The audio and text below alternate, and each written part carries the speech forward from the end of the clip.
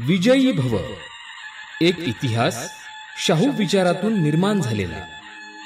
लेखक संदीप रामराव काळे. विजयी भव या पुस्तकाचं अभिवाचन या भागात आपण ऐकूयात IA&AIS अधिकारी नितीन पुके यांच्याशी साधलेल्या संवादाचा ध्वनिमुद्रित भाग. जून 2004. स्थळ जिल्हा परिषद प्राथमिक शाळा टाकळी कुंभकर्ण. दैनंदिन कामकाजाप्रमाणे शाळा नेहमीप्रमाणेच सुरू झाली होती. याच वेळी 4थी पास झालेला एक विद्यार्थी त्याच्या वडिलांसोबत TC काढण्यासाठी ऑफिसच्या बाहेर उभा होता. 4थ्या वर्गातला एक हुशार विद्यार्थी शाळेमधून TC काढण्यासाठी वडिलांना घेऊन शाळेत आला आहे हे समजल्यावर मुख्याध्यापक त्या मुलाजवळ आले. त्यांनी वडिलांना प्रश्न विचारला, या विद्यार्थ्याची TC काढून तुम्ही याला कोणत्या शाळेत टाकणार आहात?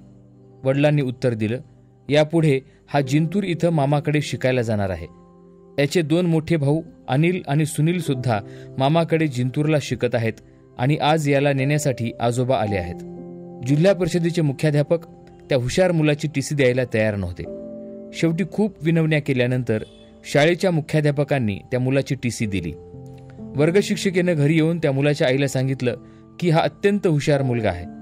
इथून TC नेत आहात तर त्याला चांगल्या शाळेत ॲडमिशन द्या. जिंतूरला नेण्यापेक्षा परभणीच्या बाल विद्या मंदिर शाळेमध्ये त्याला प्रवेश द्या, म्हणजे त्याच्या गुणवत्तेला न्याय मिळेल. या विद्यार्थ्याचं भविष्य उज्ज्वल आहे. याला जर चांगली शाळा आणि चांगलं मार्गदर्शन मिळालं तर हा नक्कीच फार चांगली कामगिरी करू शकतो. मुलांच्या आईवडिलांनी विश्वास दिला की तुम्ही सांगाल त्याच शाळेत याचं ॲडमिशन करतो. मुख्याध्यापक आणि वर्गशिक्षिका म्हणतात म्हणून त्या हुशार मुलाला मामाकडे न पाठवता बालविद्या मंदिर परभणी इथं त्याचं ॲडमिशन केलं. विशेष म्हणजे त्यावेळी टाकळी कुंभकर्ण इथून बालविद्या मंदिर परभणी इथं प्रवेश घेणारा तो एकमेव विद्यार्थी होता. त्या विद्यार्थ्यानं सुद्धा मुख्याध्यापक, वर्गशिक्षिका आणि आईचा विश्वास कायम ठेवत भविष्यात याच विद्यार्थ्यानं परिवाराचं, गावाचं आणि जिल्ह्याचं नाव उज्ज्वल केलं. परंतु त्या विद्यार्थ्याचा हा प्रवास एवढा सोपा नव्हता. हा खेडेगावातील सामान्य कुटुंबातील विद्यार्थी जिल्हा परिषद शाळेमध्ये शिकून UPSC परीक्षेत आपल्या मेहनतीनं 2दा यश मिळवतो आणि IA&AS या सेवेमध्ये दाखल होतो. हे भव्य यश मिळवणारा विद्यार्थी म्हणजे नितीन गंगाधर पुके.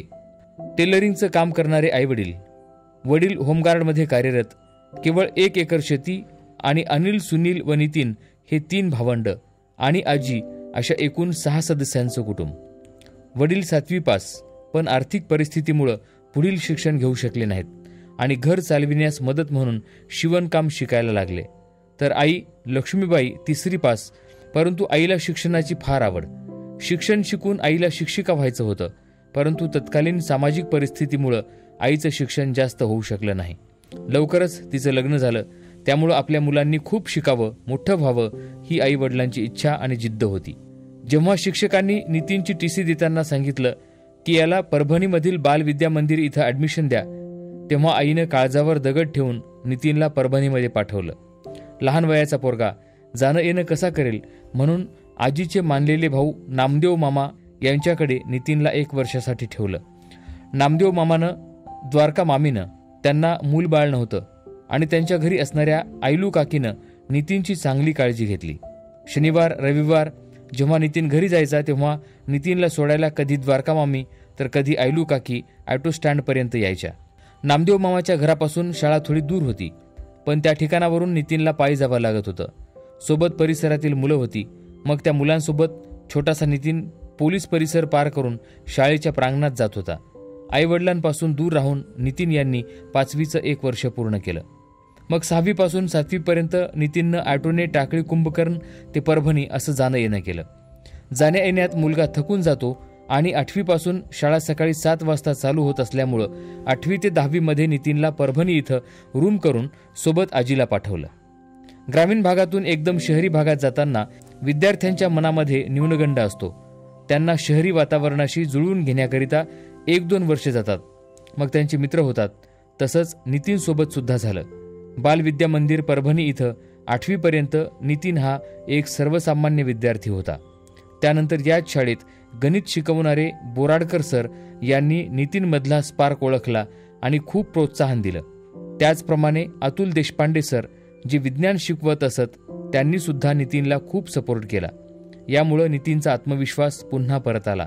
याच आत्मविश्वासाच्या बळावर नितीननं जोमानं अभ्यास सुरू केला आणि इयत्ता 10वी मध्ये 95% गुण घेऊन नितीन पास झाला. नितीन पुके यांना 2 मोठे भाऊ आहेत. नितीन 7वी किंवा 8वी मध्ये असताना मोठ्या भावानं स्पर्धा परीक्षेचे एक मासिक घरी आणले होते. ते मासिक वाचल्यावर खरे तर याच वेळी सर्वप्रथम नितीनला वाटलं की आपण सुद्धा स्पर्धा परीक्षा द्याव्या. मग जेव्हा 10वी पास केली तेव्हा नितीननं असा विचार केला की 11वी-12वीला आर्ट घ्यावं, नंतर BA घेऊन UPSCचा अभ्यास करावा. परंतु नितीन यांचे लहान मामा जे असिस्टंट प्रोफेसर म्हणून जिंतूरमध्ये कार्यरत आहेत, त्यांनी नितीनला सल्ला दिला की तू आर्ट्स न घेता सायन्स घे आणि मेडिकलला जा. डॉक्टर हो, आर्ट घेऊन कोणताही फायदा होणार नाही. मग 11वी-12वी सायन्स घेण्यासाठी लातूर, अहमदपूर आणि नांदेड या ठिकाणी प्रयत्न केले गेले. शेवटी यशवंत कॉलेज नांदेडला इयत्ता 11वी विज्ञानकरिता नितीननं प्रवेश घेतला. या वेळेपर्यंत नितीन पुके यांचे विचार व दिशा स्पष्ट झालेली होती. त्यामुळे 11वी विज्ञान शाखेत प्रवेश घेताना त्यांनी बायोलॉजी हा विषय न घेता त्याऐवजी PCM ग्रुप घेतला. कारण मेडिकलकडे जर आपण गेलो तर आपले 6 वर्ष जातील आणि इंजिनिअरिंगमध्ये केवळ 4 वर्षे जातील. हा विचार करून त्यांनी मेडिकलकडे न जाता इंजिनिअरिंगकडे जायचं हे निश्चित केलं होतं. नांदेड इथं 11वी-12वी करताना पावडेवाडी नाका इथं रूम केली. या वेळेला देखील जेवणाची सोय व्हावी म्हणून आजीला सोबत पाठवलं. त्यावेळी यशवंत कॉलेजमध्ये बॅच घेतली जायची. सकाळी 9 ते 5 या वेळेपर्यंत कॉलेजमध्ये विद्यार्थी एंगेज असायचे. दर रविवारी टेस्ट घेतली जायची. या सर्वांचा परिणाम म्हणजे 92.33% गुण घेऊन नितीन पुके 12वी पास झाले. त्यानंतर लागलेल्या CETच्या निकालानुसार नितीन पुके हे त्यावर्षी नांदेडमध्ये 6वे तर राज्यामधून 165वे विद्यार्थी होते. इंजिनिअरिंग करण्याकरिता त्यांनी मेकॅनिकल इंजिनिअरिंग VJTI मुंबई इथं प्रवेश घेतला. या इन्स्टिट्यूटची स्थापना 1887 मध्ये झालेली होती. मग मुंबईला जाऊन प्रवेश घेण्यासाठी नितीन यांच्या शैक्षणिक प्रवासात सतत सोबत राहणारे लहाने मामा नितीन यांच्यासोबत मुंबईला आले होते. मोठे मामा नवी मुंबईमध्ये नोकरीला असतात. प्रथम वर्ष त्यांच्या घरी राहून मग कॉलेजच्या हॉस्टेलमध्ये सुद्धा प्रवेश मिळाला. त्यामुळं येणे जाणे करताना होणाऱ्या लोकल ट्रेनच्या त्रासामधून सुटका झाली. मुंबईसारख्या मोठ्या ठिकाणी आल्यानंतर मुंबईच्या वातावरणातला ॲडजस्ट करण्यामध्ये सुद्धा त्यांचा थोडा वेळ गेला. त्यानंतर 2016ला BTech मेकॅनिकल इंजिनिअरिंग पूर्ण केलं. आता वेळ होती त्यांच्या स्वप्नातील परीक्षा देण्याची, ती म्हणजे UPSC. या परीक्षेचा अभ्यास थोड्याफार प्रमाणात का होईना त्यांनी 2013 पासून सुरू केला होता. NCERTची पुस्तकं वाचणं, पेपर, बातम्या, GKचा अभ्यास ते करत होते. परंतु या परीक्षेकरिता पैसे सुद्धा लागणार नव्हते. त्यासाठी नितीन यांनी 1 जुलै 2016ला Lodha group of company join केली. या ठिकाणी काम करून त्यांनी आपला खर्च भागवणं, घरी पैसे पाठवणं आणि पुढील शिक्षणासाठी पैशाची बचत करणं हे काम सुरू केलं. इथं त्यांना 35,000 रुपये मासिक वेतन मिळत होतं. नोकरी करत असतानाच UPSCचा अभ्यास सुद्धा त्यांनी सुरू केला होता. IAS परीक्षेकरिता ऑनलाईन टेस्ट सिरीज सुद्धा जॉईन केले होते. ऑनलाईन परीक्षा देत असताना त्यांना चांगले मार्क्स मिळायचे. मग त्यांनी जून 2018ला UPSCचा पहिला पेपर दिला. परंतु यामध्ये त्यांची प्रिलिम क्लिअर झाली नाही. त्यानंतर नितीन पुके यांनी ठरवलं की जॉब करून परीक्षा देणं शक्य होणार नाही. त्यासाठी आपल्याला जॉबचा राजीनामा देऊन पूर्ण वेळ अभ्यास करावा लागेल. हा विचार करून शेवटी त्यांनी 26 महिने या ग्रुपमध्ये काम करून 30 ऑगस्ट 2018ला आता पूर्ण वेळ UPSCचा अभ्यास करायचा म्हणून राजीनामा दिला. 31 ऑगस्ट 2018ला ते पुण्यामध्ये आले. पुण्यातील ज्ञानप्रबोधिनीमध्ये अभ्यासाला सुरुवात केली. त्यानंतर केवळ 9 महिन्यानंतर म्हणजे 2 जून 2019ला नितीन पुके यांनी UPSCची परीक्षा दिली. ज्ञानप्रबोधिनीमध्ये असताना विवेक सर आणि सविताताई यांच्या सुपरव्हिजनमध्ये पूर्ण वेळ अभ्यासाला सुरुवात केली. अनिल म्हस्के सर आणि कौस्तुभ सर यांनी योग्य असं मार्गदर्शन केलं. सोबत अभ्यास करणाऱ्या मित्रांनी पण खूप सहकार्य केलं. त्यामध्ये त्यांनी प्रिलिम, मेन आणि इंटरव्ह्यू क्लिअर केलं. इंटरव्ह्यू करिता नितीन यांना दिल्ली इथं जावं लागलं. नितीन यांचा इंटरव्ह्यू झाल्यानंतर लॉकडाऊन लागले. त्यामुळे त्यांना दिल्लीमध्ये अडकून बसावं लागलं. त्यानंतर लॉकडाऊन उठल्यावर जेव्हा पुन्हा ट्रेन सुरू झाल्या तेव्हा नितीन पुके घरी परत आले. UPSCच्या 2019 परीक्षा माध्यमातून त्यांची नियुक्ती डॅनिक्समध्ये झाली. डॅनिक्समध्ये निवड झाल्यानंतर केंद्रशासित प्रदेशामध्ये उपजिल्हाधिकारी पदावर नियुक्ती होते. सुरुवातीच्या प्रशिक्षणानंतर नितीन यांची दिल्लीमधील अशोक विहार विभागामधील दीपचंद बंधू हॉस्पिटल इथं कोविड-19 काळात नोडल ऑफिसर म्हणून त्यांनी काम केलं. या दरम्यान 2020ला पुन्हा नितीन फुके यांनी UPSCची परीक्षा दिली. यावेळी त्यांनी प्री, मेन्स आणि इंटरव्ह्यू क्लिअर केलं. यावेळेस त्यांची नियुक्ती IA&AS Indian audit and account services यामध्ये झाली. त्यानंतर 2 वर्षांची त्यांची ट्रेनिंग पूर्ण करून 4 डिसेंबर 2023 पासून नितीन फुके हे उपमहालेखाकार या पदावर रायपूर, छत्तीसगड या ठिकाणी कार्यरत आहेत. सध्या ते राज्य शासन आणि केंद्र शासन यांच्याद्वारे विविध योजनांवर केलेल्या खर्चाचे ऑडिट करण्याचं काम करतात.